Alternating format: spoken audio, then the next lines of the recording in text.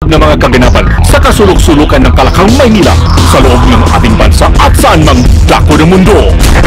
Naglalagablog! Katatampukan ng mga pambihirang kaganapan na bumabandera sa mga police blotters, mga kulay dugong pangyayari na nakakagimbang at mga nakakatawang pansin eksena na tiyak na pag-uusapan. Naglalagablog! At narito na ang naglalagablog ng mga balita sa DZXL 558 RMN. Magandang umaga po. Namiss ko yung Pilipinas. At least nakahabol naman ho tayo. Kami pa rin ang inyong mga kasama. Ako si Weng de la Peña. At ako si Buddy Obera. May nangyari ho sa area ng Batangas. Isa hong karumaldo, holdapan, tatlo patay matapos holdapin ng isang hotel sa barangay Sorosoro, Karsada, Batangas City kanina bago mag alas 3 ng madaling araw. Kabilang sa mga namatay ay 2 sospek at yung cashier ng Erichland Travel Lodge na pawang wala pang pagkakakilanlan. Unang hinolda po ng 3 sospek ang hotel at binaril ang nasabing kahera, pati ang 2 roomboy. Sa pagresponde naman ng mga otoridad, dito na sumunod ang engkwentro sa pagitan ng mga sospek na humantong sa pagkamatay ng 2 salarin habang naaresto naman ang isa pa na kasama nilang holdupper. Tala sa Isabela naman ay paglalamayan na rin ngayon ng isang ABC president matapos itong tambangan kanina alas 2:55 na madaling araw sa bayan ng Angadanan. Dead on the spot si Chairman Arnold Pastor ng Barangay Loria. Nadamay din po ang kanyang misis na si Leilani na agad ding nasawi. Sos Mariosep talaga. Galing ho sa lamay ang 2 mula sa kanilang kabarangay na mangyari ang insidente. Papasok na noon sa kanilang bahay ang mag-asawa nang bigla silang paulanan ng bala ng hindi nakilalang gunman. Na-recover sa pinangyarihan ng pamaril ang ilang pasyaho ng kalibre 45 at kinukumpirma pa rin ng mga otoridad kung ang pananambang ay may kinalaman sa nalalapit na barangay election. Mukha bang hindi? Yan ang sinasabi natin. Minsan dapat i-abolish na rin yung barangay election. Sanhin ng ugat ho ng mga karahasan. Diba? Sabi ni Chairman Brillantes. Gusto mong maglingkod pero papatayin ka naman ng iyong kalaban. Ako. 1 milyong sigaw ng mga commuter ikinasal laban sa MMDA bus terminal. Sigaw naman ho to, commuter na, mga pasahero ho to. Ma-report si Silvestre Labay na kapareho rin natin commuter din. Rambo, ilabay mo! Inumpisahan na ng Coalition of Filipino Consumers ang kampanya upang makaliko ng 1 milyong lagda ng apektado sa plano ng Metro Manila Development Authority sa sentralisasyon ng bus terminal sa Metro Manila. Sa tawag ng bagong sigaw ng Pinoy commuters, nagtayo ng signature booth ang CFC sa Redemptorist Church sa Baclaran at nakatakdang bumisita ang grupo sa bahagi ng Cubao, Trinoma, Cainta, Dao, Pampanga at Laguna upang malaman dito ang pulso ng commuters. Ayon kay Jason Luna, convener ng CFC, dudulog sila sa Malacanang upang ipresenta ang mga lagda kay Pangulong Noynoy Aquino. Kailangan anyang maipakita kay Pinoy na hindi epektibo at dismayado mga pasero hinggil sa eksperimento ng MMDA na imbis na kaginawan ay pahirap daw ito sa mamamayang Pilipino. Kasama mo sa Quezon City para sa DZXL 558. Ako si Silvestre Labay. Arman. Maynila muna tayo. Dumulugo sa tanggapan ng Sampaloc PNP Station 4 ang isang negosyante matapos masalisihan sa isang ospital. Ang biktima ay nakilalang si Ramon Rania, 25 anyos at nakatira sa 670 Payo Street, Dagalangin, Tondo, Maynila. Sabi ng biktima, pumasok siya sa isang kwarto sa A. Mabini Rehabilitation Center sa compound ng UST sa Espanya, Maynila kahapon niya ng hapon. At isinabit lamang yung kanyang bag sa tabi ng kwarto para sumailalim sa isang therapy. Ano nangyari? Nang may narinig siyang kalabog, agad niyang hinala po yung kanyang bag pero ay wala na ho ito doon sa kanyang pinagsabitan. Natakay din ng sa bag yung iPhone, 7 credit cards at sa iba't ibang bag. Siyempre iba-ibang credit card yun. Government IDs, lahat na. Lisensya para sa kanyang baril. May baril ka. Dali lang, negosyante, may baril baka may permit. At permit to carry, meron daw. Sumagot agad. At isang wallet na may lamang 5,000 piso. Kahit na daw hindi na ibalik yung kanyang pera at cellphone, umasa ang biktima na maibabalik sa kanya ang mga cards, dokumento na siyang natakay sa bag. Hindi rin niya sinabi kung gusto niya ibalik pa sa kanya yung baril. Yun. Mahal din yun. DZXL Bulat Palaro. Ikinatuwa po ni Gilas Pilipinas Head Coach Chot Reyes ang paganda ng posisyon ng bansa sa FIBA Rankings.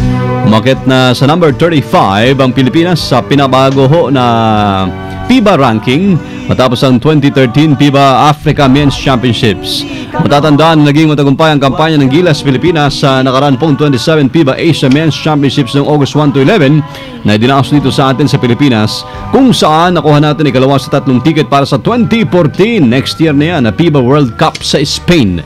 Bukod sa Gilas Pilipinas, kakatawan din para sa Asia ang Iran na nagkampiyon sa FIBA Asia Championship kasama ang South Korea. Mula ang sikat ng araw, ako ay may sariling kulay, kayo manggi, ngunit di ko may pakita tunay na sarili. DZXL Showbiz Balita.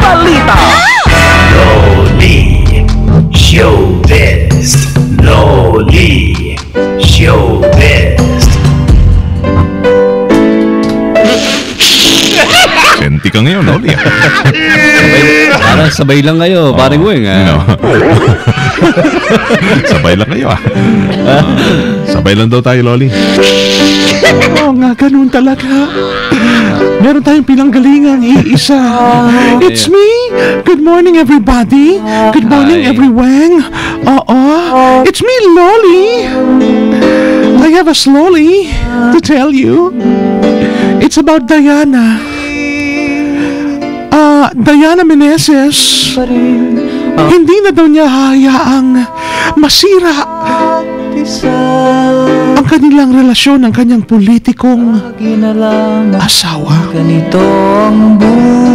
Naniniwala si Diana, si Brazilian model at actress, na mananaig pa rin ang pananampalataya sa bawat matibay na relasyon. Ang sabi pa niya, dasal at pananampalataya ang kakampi nito sa tuwing may pinagdaraanan itong pagsubok. Ito ay matapos ang naging kontrobersyal na pagsasama nila ng kanyang bugbuging asawa, mambubugbog. Oo, yun nga, di ba? Yung dating Cagayan de Oro congressman na si Benjo Benaldo, ang sabi ng actress, matagal na niyang pinatawad, pero inilabas pa rin sa Twitter yung mga ginawa sa kanya, pero pinatawad na, ha? Pero ibinulgar pa rin niya. Pinatawad na. At hanggat kaya niyang magpatawan at kakayanin niya ito para sa kanilang dalawa. Ay sa isa't isa. Yan ang ating konting dramang umaga sa buhay ng mag-asawang Diana at Benjo na taga Cagayan de Oro. It's me, Loli. Loli Pop. Ray Albesa, meron ka ng kopya ni Wally?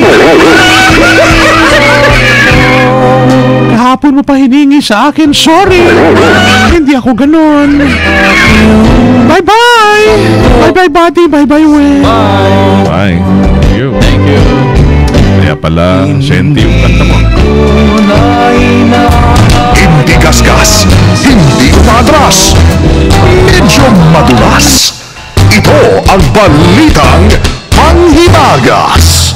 Ayan, ayos na siguro yung Cagayan de Oro, no? Naka-recover na yun, di ba? So, pero hindi malinaw kung talaga bang sinadya. Sabi niya, aksidente lang nangyari yung pagputok ng baril.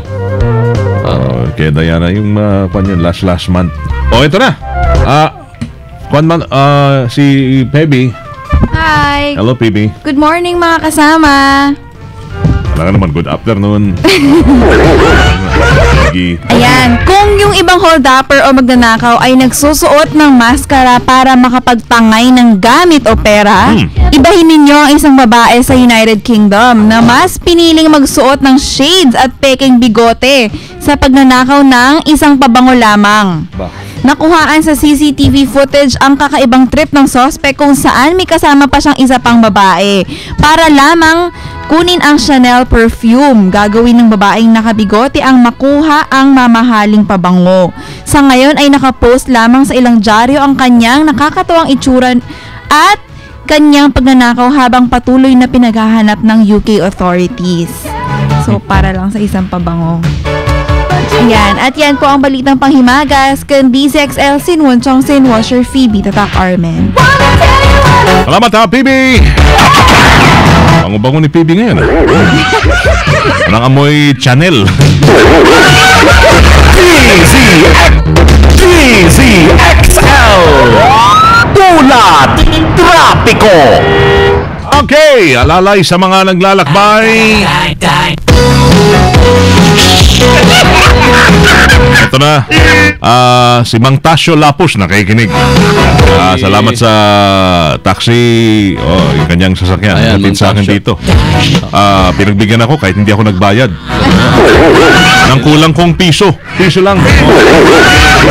Mang Tasyo, ingat ha. Salamat. I-kuan nyo na yan. Itutok nyo na lang.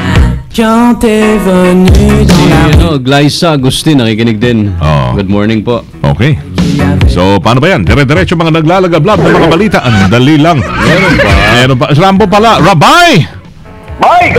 Limtan na ako. Ikaw. Nabanggit mo yung pakinig sa Professor Eric San Juan yan. Ay, suki natin yan. Eric San Juan, okay natin yan. Oo. Professor Eric San Juan. Rob, salamat sa pakikinig. Yan, lagi yan. Sana. Yun na. Ayan na, lagi na kikinig yan si Prof. Eric San Juan. Ang daloy ng trapiko kasama ng way at body sa kahaba ng East Avenue kung galing sa EDSA kanto ng GMA 7 dito sa MRT sa Timog Avenue ay banayad ang usad ng mga sasakyan. Bagyang bumabagal sa stoplight dyan sa harapan ng census. Pagkalampas nito ay tuloy-tuloy na at muling babagal naman pagdating dyan sa SSS. Pero pagkalampas nito ay tuloy-tuloy na at muling babagal sa electrical road sa Telcoa dahil yung mga dami ng mga sasakyan dyan dumadaan sa naturang lugar. Pagkalampas nito ay tuloy-tuloy ang usad ng mga sasakyan. Sa kabilang linya, patungo naman sa bahagi ng EDSA, tuloy-tuloy ang usad ng mga sasakyan. Bahagyang bumabagal pagdating sa electrical road. Pero pagkalampas tuloy-tuloy at babagal na naman bago dumating sa EDSA. Ayan, okay. Siyempre, hindi kompleto ang umaga natin pag wala ang iyong M.O.T.T. Sandali, kumusta panahon? Medyo makulimlim na. Oo. Medyo, ang aking M.O.T.T. Omo. ang panahon naman, okay na. Makulimlim na kasamang weng. O moto kasamang weng at body. Parang may nanlilito sa'yo dyan. Nagulon siya sa tanong ko. Yan. Makulit talaga. Si Jimmy Mendoza. Ang aking moto kasamang body at weng, ito. Para sa mga politiko, mga senador at congressman. Man is by nature a political animal. Ayos na. Tama Political animal. Diba? Ulitin ko. Man is by nature a political animal. Mukhang alam ko na patutunguhan yan, ha? Animal, ha? May babatiin ka na naman. May babatiin ka na namang nakinabang sa animal. Ha? Sige. Tagalog. In Tagalogs, boy! Boy. Ang tao bilang isang tao ay isang hayop. Hayop talaga na politiko.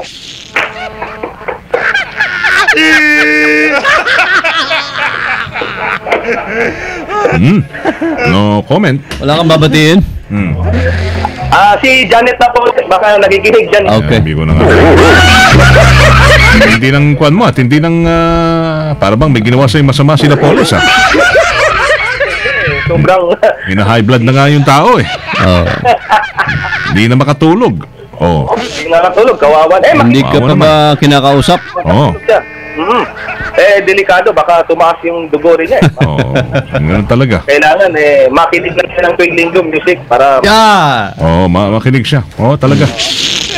Daming kolesterol. Pag politiko, madaming kolesterol yung mga yan. Bye, sige bye. Thank Salamat you, sa imo, bye, boy. ha? Wala ka bang video? Oo. Wala kang video? Imuhin lang daw, birthday. Hindi, sandali. Wala kang video? Wala. Wala? naman. Yun daw kahapon, yung si Wally, parang hindi daw siya, parang ikaw. Wala ka bang sex scandal? Oo. Parang kamukha mo raw. Mas gwapo naman ako doon. Oo. Pero nung ini-adjust yung camera, parang ikaw daw eh. Oh, mo, sabi ko sa iyo. Si Ray Albesa sabi niya kanina, mukhang hindi to si Wally, mukhang si Rambo. Hindi. Yung si Wally. Oo. Yung Bayona na sa... Bayola. Bayola. Oo. Wally Bayola. Mm. Nasa FF na. Ha? Si Jimmy Mendoza yun, malayo. Oo. Ay, Jimmy ka ng Jimmy dyan. Sige, bye. Okay na kami. Okay, kasamang Wayne. Hindi talaga ikaw yun, ha? Hindi ako yun. Oh, sige. Ilinawin na natin. So, hindi siya. Si Wally Bayola talaga yun. Oh, hindi si Rambo. Hindi ako yun. Hindi ikaw yun, ha? Medyo may kahawig ni Mendoza. Oo, yun. Okay. Kasama ng Wing at Buddy. Kasama mo sa kahabaan ng East Avenue, Silvestre.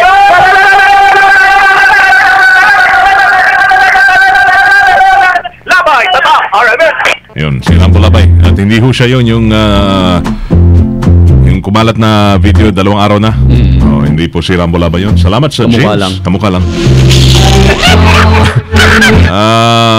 James 5-in-1 Coffee, salamat. At sa Robust Dietary Supplement for Men, pwede silang tawagan sa 0909-333-3333. Yan. At salamat din sa anak ba, pare? Mamaya pa. Pagpasalamat mo na lang mamaya, alas 12 pare. Okay, thank you. Busy. Salamat sa inyo, ha, mga loyal natin na nakikinig kada umaga sa amin. Ilang araw na lang, Pasko na. Merry Christmas po, ha. Yan. Kaya mga ninong at ninang, handa nyo na pang pagtataguan nyo. Alright.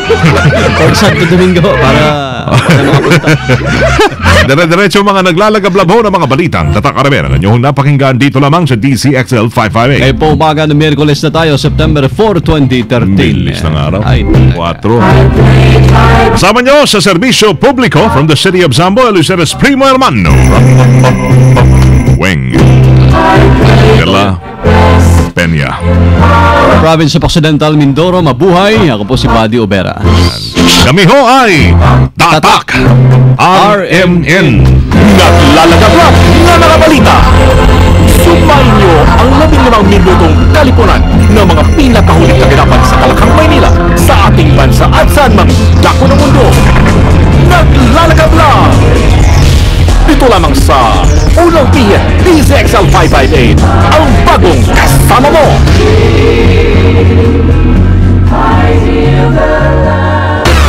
DZXL 558, estasyong walang pagkiling o pagkampi. Ihahain sa madlang nakikinig ang lahat ng anggulo ng bawat issue.